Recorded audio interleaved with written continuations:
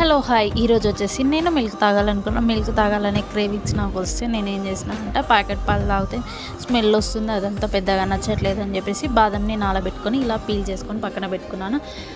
ఇంకా మా ఆయనకు స్వీట్ అంటే ఇష్టం అని చెప్పేసి బాదం షీర్ కుర్మా లాగా చేద్దామని చెప్పేసి బాదంని ఇలా చిన్న చిన్న ముక్కలాగా చేసుకొని షీర్ కుర్మా చేసే సేమియా ఉంటుంది కదా, అది మంచిగా నెయ్యి వేసుకొని వేపుకొని పక్కకు తీసేసుకున్నా.